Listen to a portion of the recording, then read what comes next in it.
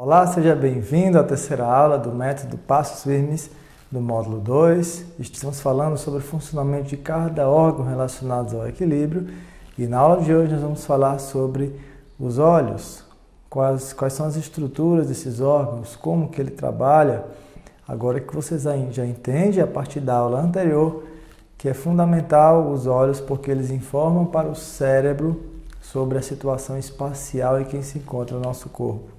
Inclusive, informam situações de risco para o nosso equilíbrio e manutenção da vida, o que pode fazer com que o cérebro ordene uma maior contração da musculatura. Por exemplo, quando estamos em um lugar muito alto, ficamos muito tensos, musculatura contraída, isso porque o cérebro percebe que é uma situação de risco, exige uma acurácia, uma performance maior do equilíbrio do corpo humano. E não é à toa, essas informações de risco, de percepção sobre onde nos encontramos é enviada pelos olhos. Qualquer problema ocular, então, que distorça as imagens poderá provocar um sentimento diferente no cérebro e desengatear um gatilho que poderá fazer que fiquemos tontos, mesmo numa situação aparentemente não comprometedora. Então eu quero começar falando para vocês sobre as estruturas dos olhos.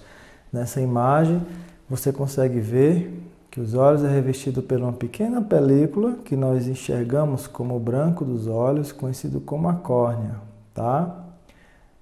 Uma parte da córnea, conhecida como a esclera, é que forma o branco dos olhos. Bom, abaixo dela nós temos uma estrutura conhecida como íris, e a íris tem uma pequena abertura no meio que é conhecida como pupila, que é por onde entram os feixes luminosos diante dos nossos olhos. A íris, então, tem a função de filtrar a quantidade de luz que entra nos nossos olhos. Quando a pupila está dilatada, ou seja, a íris está permitindo uma abertura maior, é para que nós vejamos melhor. Isso acontece quando estamos em ambientes escuros, é necessário que entre mais luz para conseguirmos enxergar. Por outro lado, se estivermos num ambiente muito luminoso, a íris fará com que a abertura pupilar fique menor, não entre tantos feixes de luz assim. Quando a luz incide nessa abertura, conhecida como pupila, então, ela dá de cara com uma lente, conhecida como cristalino. A lente, então, vai fazer com que os raios que entrem aqui converjam ou se direcionem para um único ponto que fica na parte mais de trás do olho, conhecida como retina, essa camada amarelinha composta por inúmeros neurônios. E é aqui onde é formada a imagem nos nossos olhos. Essa imagem que é formada na retina, ela caminha por um nervo, conhecido como nervo óptico, e vai para o cérebro, que é o responsável pela interpretação dessa imagem.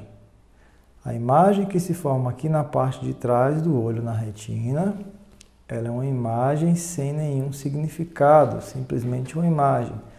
Para sabermos se essa imagem tem vida, se é um objeto, e associar com outros sentidos, se essa imagem produz som, se ela caminha, se ela é quente ou fria. Essa associação, interpretação é feita no cérebro graças à transmissão dessas informações para o cérebro através do nervo óptico, tá? Nutrindo o olho, tem uma camada conhecida como coroide, que fica aqui entre a esclera e a retina. A coroide contém inúmeros vasos sanguíneos que nutrem o olho com vitaminas, minerais, oxigênio e assim por diante. Aqui do lado nós temos os músculos que seguram os olhos. O que acontece na miopia, pessoal? As pessoas míopes, elas têm um globo ocular muito alongado. E os raios, ao incidirem na pupila e passarem pela lente, que é o cristalino, não conseguem convergir ou se direcionar para a retina. A imagem se forma antes da retina. Então a retina percebe uma imagem que ainda está longe, meio fosca. E as pessoas míopes, portanto, precisam aproximar os objetos para que o feixe de luz consiga atingir a retina. É isso que acontece. A imagem se forma antes da retina. E aqui representa mais ou menos como que um míope enxerga. Ele tem dificuldade para enxergar de longe os objetos mais próximos. Eles conseguem enxergar perfeitamente. Então, os óculos para as pessoas míopes são feitos de lentes que acabam afastando um pouco os raios luminosos para que eles, uma vez que estejam mais longe um do outro, consigam formar a imagem na retina. São conhecidas como lentes divergentes. A pessoa que tem hipermetropia, por sua vez, é o contrário. Ele contém os globos dos olhos, os globos oculares pequenos demais. E quando os raios entram na pupila, acabam formando a imagem, levando os raios luminosos para um único ponto que fica depois da retina. Dessa forma, os hipermétropes têm facilidade para enxergar de longe, porque ao afastar os objetos, eles formarão uma imagem na retina, mas têm mais dificuldade para enxergar de perto. E as lentes utilizadas para pessoas que têm a hipermetropia são as lentes convergentes. Aproximam um pouco os raios para que eles formem a imagem em cima da retina.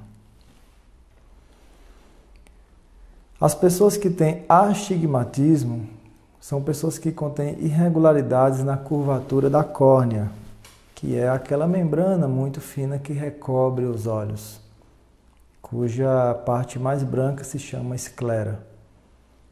As irregularidades nos globos oculares faz com que os raios que incidem nos olhos não consigam atingir um único ponto na retina, atingem pontos múltiplos. Por isso, a pessoa com astigmatismo tende a ter dificuldade para enxergar tanto de perto como de longe. Existe uma condição conhecida como presbiopia. Toda palavra na medicina que começa com presbi se refere a algo que foi relacionado ou surgiu associado ao envelhecimento. Então, a presbiopia é o processo de envelhecimento acometendo os globos oculares. E no começo, as pessoas presbíopes, elas são mais ou menos como os hipermétropes. Elas conseguem enxergar bem de longe, mas têm dificuldades para enxergar de perto. E o que justifica isso é que o cristalino, a lente do olho, ela começa a ficar maior e formar as imagens depois da retina, igual o que acontece na hipermetropia. Depois de um tempo, o hipermétrope ele começa a ter dificuldade para enxergar tanto de perto quanto de longe. E o que vai acontecendo também com a idade é que os músculos que estão relacionados à íris, ou seja, relacionados à abertura e fechamento da pupila, eles funcionam muito mais lentamente, têm uma resposta lenta e às vezes não funcionam da forma como era na idade jovem. E a presbiopia, então, requer lentes com múltiplos focos, conhecidas como lentes multifocais.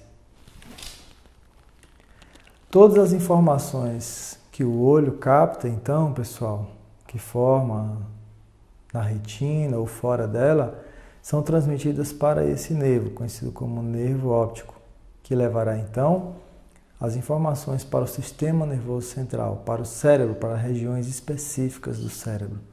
Eles passam por núcleos antes que são conhecidas como núcleos ópticos ou oculares.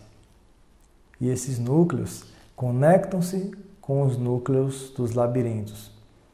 E, portanto, as informações que os olhos enviam precisam ser concordantes ou terem tudo a ver com as mensagens que os labirintos também formam. Se essas informações elas não estiverem convergindo dos labirintos e dos olhos, não estiverem combinando, o cérebro ficará confuso, não saberá exatamente o que está acontecendo com o corpo e terá dificuldades para tomar decisões para nos manter equilibrados. E isto provocará um sintoma conhecido como tontura. Assim você começa a entender que o equilíbrio do corpo humano ele não funciona separadamente. Todos os órgãos meio que conversam entre si. E as pessoas que têm uma idade mais avançada geralmente apresentam problemas em múltiplos locais. Doenças nos labirintos, doenças nos olhos. E o ideal é que se trabalhem todas elas em conjunto ao mesmo tempo, porque os órgãos sentem a necessidade de estarem melhorando juntos. Se for o seu caso, você já começa a entender que não adianta cuidar dos labirintos e deixar os olhos de lado. É preciso exercitar e melhorar todos ao mesmo tempo. Espero que você tenha gostado dessa aula e que tenha entendido como que as imagens se formam nos olhos e como que as informações obtidas de uma forma imperfeita ou não concordantes com os labirintos podem provocar tontura. As suas dúvidas poderá deixar aqui embaixo que eu terei prazer em responder cada uma delas. Até a próxima aula, onde falaremos sobre a coluna. Tchau, tchau!